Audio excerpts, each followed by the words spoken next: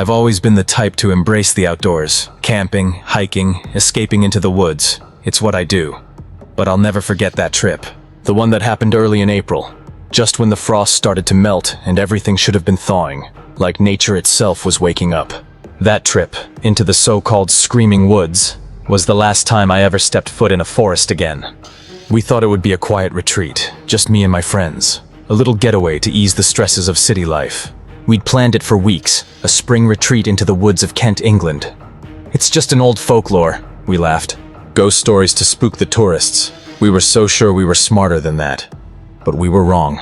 And oh, we paid for that arrogance. We were never meant to leave. The first few hours felt like any other trip. We were laughing, taking pictures, acting like the foolish tourists we were. But as we moved deeper into the woods, something shifted. The air, cold but fresh, felt alive in a way I can't explain. It wasn't just the smell of earth and trees. It was like the entire forest was watching us, waiting for us to slip up. I swear, every time I looked over my shoulder, something was there. Something moving, just out of sight. But I brushed it off. My friends laughed. They didn't feel it. But it felt wrong. We set up camp in a small clearing, the fire flickering between us.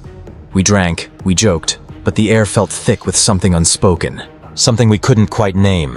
And then we heard it. I remember the exact moment when I first noticed the change, when the trees seemed to press in around us, closer, like they were closing off our escape route. The forest wasn't a friendly place. It was too alive. A scream. I froze. It wasn't human. It wasn't an animal either. It was like something broken. I turned to my friends. They were as stunned as I was. We all listened, frozen in the night air. It came again. Closer this time. The trees fell silent, like they were holding their breath. I tried to laugh it off. Probably just a fox, I said. But I didn't believe it. We all heard it. And then, the whispers. They came from the trees. Low, cold, so clear. And they spoke our names. The whispers were getting louder. They weren't carried by the wind, no. They were in the trees themselves, as if the trees were alive, aware of us. They spoke our names, mine first, then Sarah's, Jamie's, Liam's. The voices were unmistakable, familiar. I turned to Sarah, her eyes wide with terror, but she didn't say anything. We all heard it. And when the whispers repeated my name, I felt a chill run through me that I can't describe. It wasn't the wind. It wasn't anything natural. We were not alone in these woods, not by a long shot. When the sun came up the next morning, I tried to shake off the memory of the night, but there was something wrong. Jamie was gone. No signs of struggle, no footprints, no trace. Just his boots, neatly placed beside the smoldering campfire. We all saw him go into the tent. He was there. But when we searched, nothing. The forest had swallowed him whole. And that's when I realized this wasn't just some prank. This wasn't just a bad night. Something was hunting us. And I had no idea how to stop it. We split up. Mistake number 2. I went east, alone, my heart pounding with every step deeper into the forest. The trees grew denser, the air colder. And the silence was deafening. It was like the forest was holding its breath, waiting for me to make a mistake. That's when I saw it, a scrap of Jamie's ribbon, tied to a branch. Too high for any of us to reach. And then, through the trees, I saw it. A figure. Not human. Not anything I could recognize. Just a shadow, flickering in and out of sight. I didn't wait, I ran. I didn't know what it was, but I knew it was hunting me too. When I got back to the clearing, the others were already there, but they were different. Sarah was pale, trembling, her eyes wide with fear. "It's following me," she whispered, her voice barely audible. Liam said something about the trees whispering again. I didn't want to believe him, but I could hear it. The scream. This time it wasn't distant, it came from all around us. The forest was closing in. The trees were moving. The shadows stretched out like hands reaching for us. We were trapped. No matter how hard we tried, we couldn't find the way out. Every turn led us deeper. Every step forward brought us closer to the screaming. And then, the whispers came again. By the time the sun dipped below the horizon, we were running, panicked, through the dark. Sarah screamed. She said something grabbed her, but when I turned, she was gone. Just gone. Liam ran too, but I never saw him again. I was alone. And the forest, it was closing in. I could feel it breathing, watching. There was nowhere to run, no way out. By midnight, I had no choice but to stay. The fire was out. My phone had no signal. And the darkness, it felt alive. I could hear it, soft breathing, slow, deliberate, like something was walking just beyond the firelight. It wasn't Jamie, it wasn't human. I could feel its eyes on me. And I knew in that moment I was never meant to leave this place. At dawn, everything stopped. The whispers, the trees, the forest itself seemed to let out a sigh and released me. I stumbled onto a logging road and collapsed. But the others, they were gone. They never found Jamie, they never found Liam. Sarah. She wandered miles from the camp, barefoot, muttering in a language I couldn't understand. And me? I still hear the whispers every spring. And I know, one day they'll come back for me. Next time I won't escape. When Aunt Clara passed away, I didn't feel much of anything. We hadn't spoken in years. She was the strange one, the reclusive one, living alone in that farmhouse in upstate New York. But when the lawyer called, he told me she left me the house. The place no one had visited in ages, the house on the edge of the forest. I didn't want it. I didn't want anything to do with it. But the will said I had to stay there for a week. A week in the middle of nowhere, surrounded by the slowly thawing land. The house was waiting for me. And I wasn't ready. The first night, the house seemed quiet enough. Old pipes creaked. The floorboards groaned. I tried to tell myself it was just the house settling. But then at 3:17 a.m. it happened. Every door in the house slammed shut at once. I jumped out of bed, heart racing. The air felt thick, suffocating. And then I heard it, the whispering. It wasn't just the house settling, it wasn't just the wind. The house was awake, and it was hungry. 3 days in, I found her diary. It was hidden under an old quilt in the attic.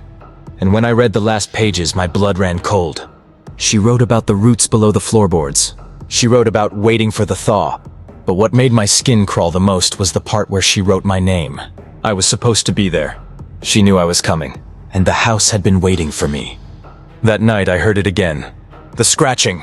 It wasn't rats, it wasn't wind, it was something bigger, something alive. By morning the floorboards were cracked. I pressed my ear to the floor and I heard it. Breathing. Something was under the house, and it wasn't something I wanted to meet.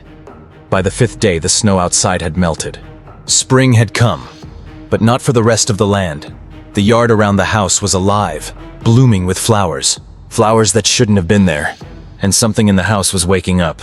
I could feel it. It was stirring just beneath the surface, and it wasn't ready to let me go. I found the basement door hidden behind a false wall in the pantry. It was bolted shut, but it was warm. Too warm. It was alive, waiting for me. And when I touched it, I knew. I had to open it. That night I dreamed, or maybe it was a vision. The house was gone and I was buried beneath it. I could feel the roots pulsating around me like veins. And in the center something was smiling at me. It had my face. The floor gave way. The roots broke through, and beneath them, something opened its eyes. It wasn't human. It wasn't animal. It was the house. And I was inside it. I don't know how I made it out. But I did. And as I crossed the tree line, the land behind me withered. The house, it was waiting. And next time it won't let me leave. Every spring, I feel it. I hear the whispers. I see the roots. And I know, one day I'll return. Not because I want to, but because it calls me. And next time it won't let me escape. I've worked as a cemetery groundskeeper for 12 years. Most of the time it's peaceful, quiet, routine. But last spring something changed. It started with the flowers, thick violet blooms. They weren't planted, they just appeared overnight. And they only grew on the oldest graves, the ones that hadn't been visited in decades. And something about them didn't feel right. The grave of Martha Beckley, died 1827, was the first one I noticed. When I knelt to clip the flowers, the stems bled. Not sap, blood. It dripped down, thick and warm. When I touched it, it was alive. I couldn't move, I couldn't breathe. And then, I heard a whisper, a warning. That night I stayed late. Around 9:13 p.m. the lights flickered out. That's when I saw her, a girl walking barefoot near the old crypts. I thought it was a trespasser, but when I followed, she vanished. Into thin air. The next day I heard it. A whisper, coming from the grave of Martha Beckley. It wasn't from above the ground. It was coming from below. She bloomed too soon. I couldn't stay, I had to leave. I called in Harold, an old gravedigger. When I told him about the flowers, the whispers, he went pale. They're not ghosts, he said. They're memories, buried too deep, and spring brings them up. He left, never finishing his coffee. And that's when I realized it was too late. That night, the cemetery exploded in violet. The flowers burst through the graves, through the tombstones, through the mausoleum floor. Something was breaking out, and it was angry. I ran to the mausoleum. The air inside was thick with something, heavy. And then I saw them, ghosts, locked in funeral poses, their eyes empty, their faces twisted. One woman whispered, "We were never mourned." And I knew then, we had forgotten them. And then I saw her, Martha Beckley, standing in the mausoleum. She pointed to the wall, and words started to bleed through the stone. "Bloom the forgotten, or we bloom through you." I knew it was too late. Harold and I worked through the night, rebuilding headstones, lighting candles, and reading every name aloud. We tried to remember them, to give them peace, but it wasn't enough. It's been a year. Every spring the violet flowers bloom again, but only from the repaired graves. And I listen. No whispers, no shadows, just the wind. Until the day someone forgets again.